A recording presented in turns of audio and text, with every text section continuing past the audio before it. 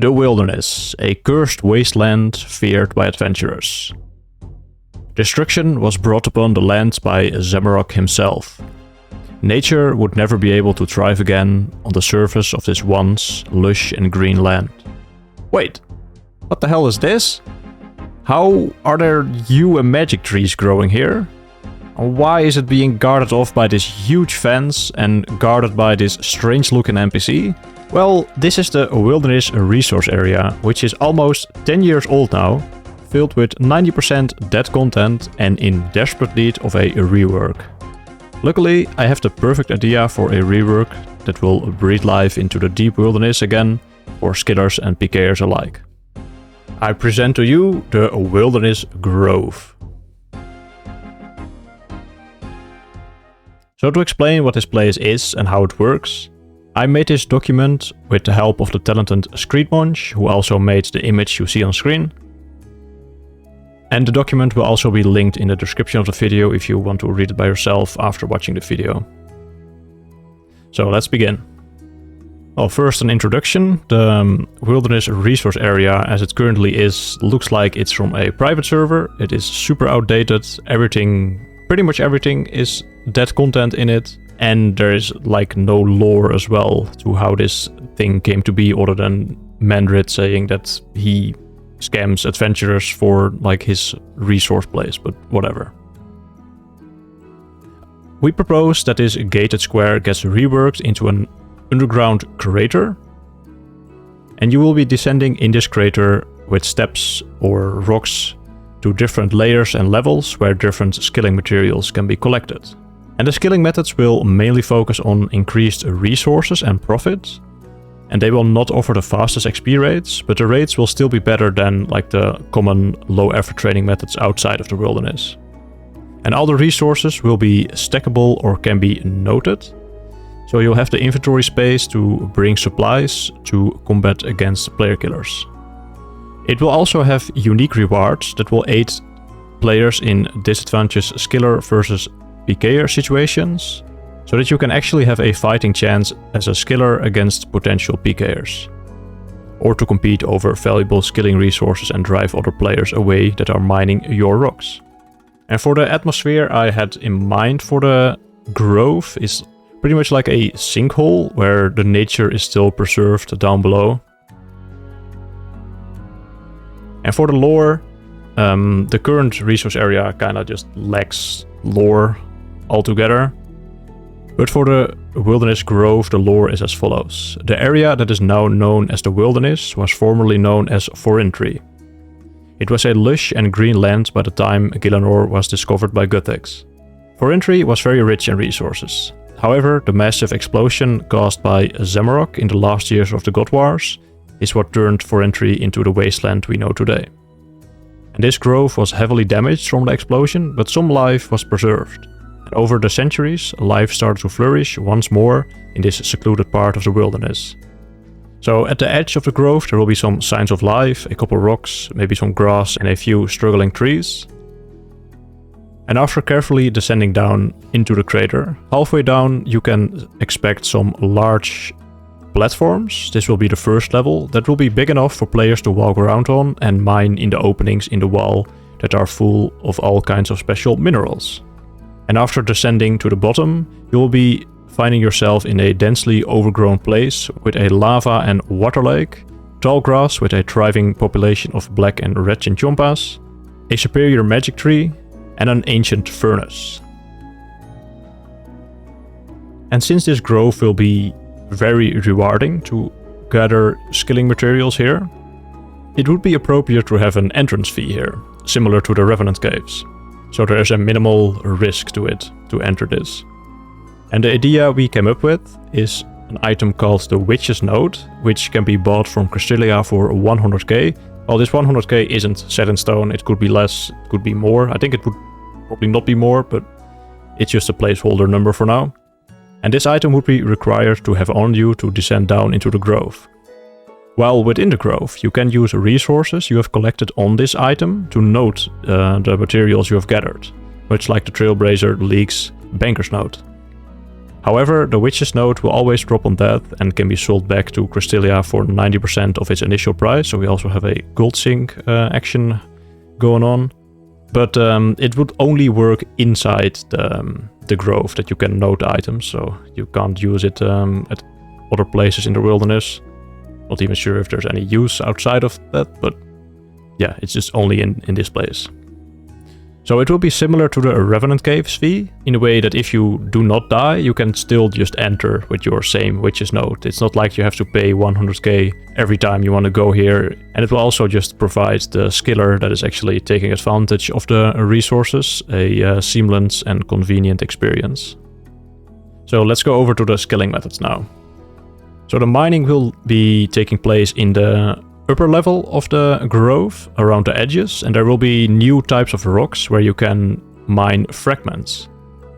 And these rocks will require 85 mining, and you can obtain runite and adamant fragments. And these rocks would be an old school style rock with a success rate similar to iron and probably also respawn rates, so the mining feels quick and responsive, and the XP rates will also be quite decent, but nothing like game breaking. And the numbers here aren't really like that important, they can change of course, but the important thing is that it is one type of rock that both gives the eddy and rune rock, so you can't just only mine the rune ones. And then with the fragments you can smelt them into their respective bars. So for 8 runite fragments you get 1 runite bar, and for 6 eddy fragments you get 1 eddy bar. And this will need to be done at a lava powered furnace at the bottom of the grove. And this lava-powered furnace is different from the other furnaces around Gielinor, as this one doesn't require additional coal ores, and it will be twice as fast to smelt bars here. And the fragments themselves, they will be tradable, so you could also choose to just do the mining and sell your fragments to other players, or you could be the other player that buys the fragments to then smelt them at this new lava-powered furnace for some solid profit and XP. And after smelting, you can note the bars with the Witch's Note. And now we have fishing.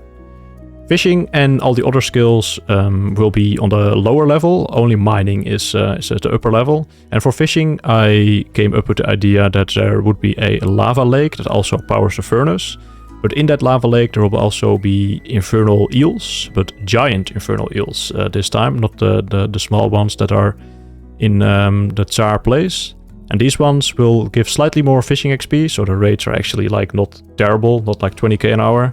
And they will yield 10 times the amount of lava skill shards and onyx bolt tips compared to the normal variant. And these ones do not provide toggle. I was aiming for 1 to 2 mil GP per hour for all these skilling methods, because currently in the normal resource area the only thing that actually makes some money is dark crabs, and that is like very little as well, 300k or something per hour. And on the other side there is a water lake that will still have dark crabs requiring 85 fishing, but currently the catch rate is kinda bad of dark crabs, and only with the elite diary it becomes like somewhat worth to do, even though it's still like 40k an hour, which is kinda terrible. But I would propose to further improve the catching rates to be like 70% at 99, so you actually get constant XP drops pretty much, but with reduced XP per crab, because we don't want to get like the best fishing XP per hour here. And the elite diary, instead of like improved catch rate, because the catch rate will be improved already, would give a 50% chance for double crabs per successful fishing action without providing additional XP. The dark crabs would be the slightly higher XP per hour option with still decent profit. Meanwhile the infernal eels would be focusing more on GP per hour. And for woodcutting, I came up with a pretty simple solution, I think. Currently, the only tree worth chopping for like GP are magic trees, but that is still like 200k an hour, which is terrible. So I came up with the idea to have a superior magic tree. And this tree will be similar to a redwood tree, that you can only like chop a hole in it and not fully down. And it has a greatly increased chop chance compared to normal magic trees. Like 20% at 99 from like 5% or whatever it is. With the hard diary you will have a chance for double logs. Not sure if it's 50% is appropriate, but this way you would actually be able to stack up some nice profits for magic logs. And also if you chop down the spot where you're chopping at, you have a small chance of receiving some magic roots for some extra profit. And the XP from this superior magic tree would be quite high.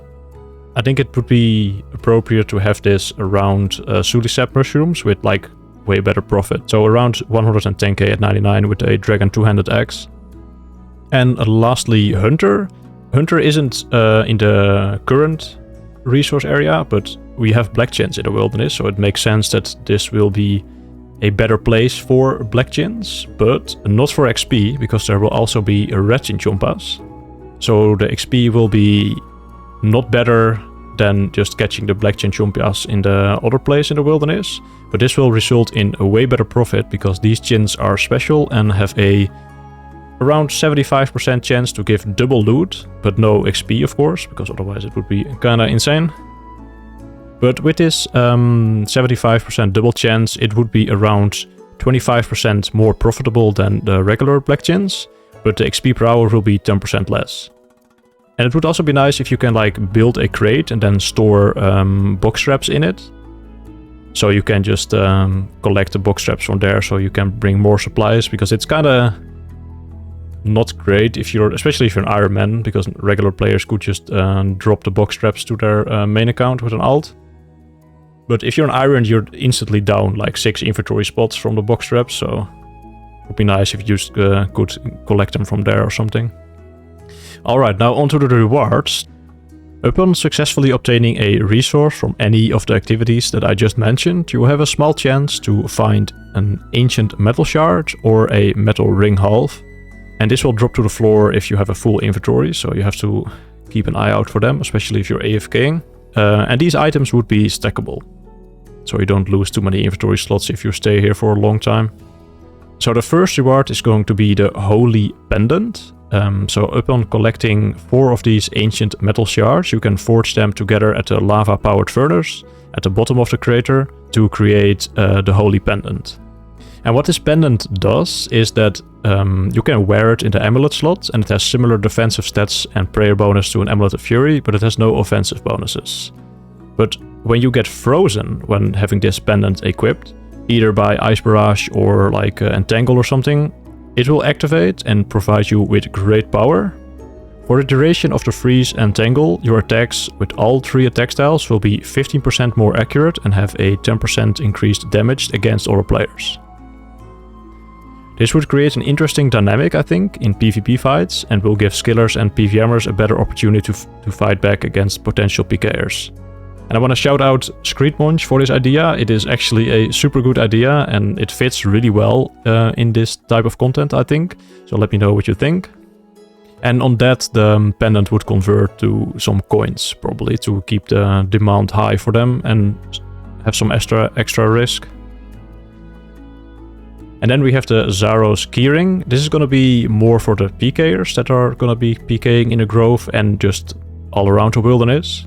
But yeah, the ring halves you can also get during all the skilling activities, and with 2 halves and a silver bar you can smith a new keyring that holds up to, well, these numbers aren't like set in stone either. Some people I talked about said like 5 isn't enough, but others said like, that is maybe a bit strong.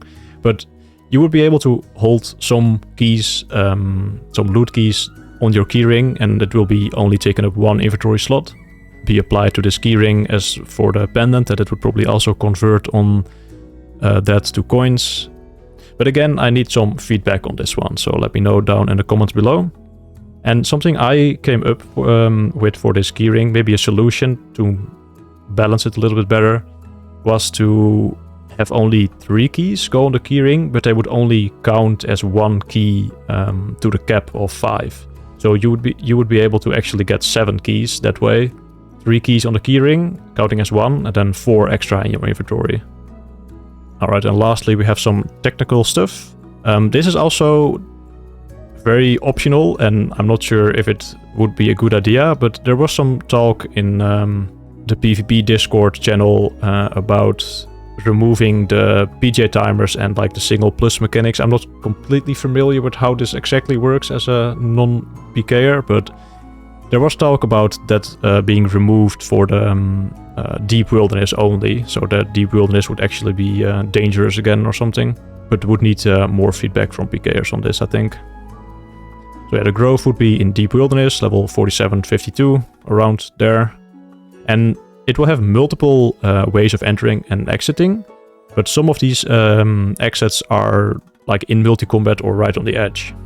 And there would be multiple ways of entering and exiting the grove. I'll show the map here. So first you have a normal entrance point at the edge of the grove that would lead down to the upper floor. That's the yellow line here. And then from this upper floor you would be able to go down with probably multiple staircases to the lower level. And from the lower level there will also be a long rope that you need to attach here first before you can make use of this one. And that would allow like instant transportation between the bottom floor and the surface here. And at the bottom there will also be a cave that you can exit, but it is an exit only, so you can't like go from here into the cave, and that would lead on the other side of the deep wilderness fence. But this is all multi. The multi line is around here, I think. So this is all this is going to be a multi, but it is a quick way to exit and then run down if you are teleblocked or something. And then we also have some talk about the clue and achievement diary steps that are currently involving the wilderness resource area. There's one that you have to dig inside the gates. Well, this one can easily be relocated and just be placed like outside somewhere. And then we have Mandrit. That's the current NPC guarding the gate, and he has 2 anagram steps for elite, I think, or master, I don't know. And with the addition of like this idea, this NPC would probably be gone, so we could also remove the clue steps, but maybe it would be better to have a druid-like NPC that actually ties in with the lore of this place. That is also like allowing you access if you have the Witcher's note item. And he could also just easily have those 2 clue steps tied to him. And then there's a last one at Piles, the noting NPC. He has a master cryptic clue step, and this would probably go to the new NPC as well, or be removed. And the achievement diary steps will remain as normal. There's a couple steps that you have to do there, except for the rune scimitar step. Currently there are runite golems that you need to kill, but it would change to 16 runite fragments and then smelt the bars from those and smith the scimitar. And some new diary rewards would be the Heart Diary, a X% chance to receive double magic logs, no additional XP. Elite Diary would have the 50% double dark reps. And the 75% more chinchompas could also be locked behind the diary, but I'm not sure about that yet. So yeah, that was my proposal of the Wilderness Grove as a resource area replacement. And huge shout out to Screedmunch for making this incredible graph to further visualize the idea. And yeah, hope you guys liked the video and liked the idea. And if you didn't like it, that is completely fine. But let me know what you think about this proposal in the comments down below. The document will be linked in the description, so if you need to read it again, if you forgot some things that I talked about at the start, it will be down there as well. Anyway, thank you guys so much for watching, and I'll see you later.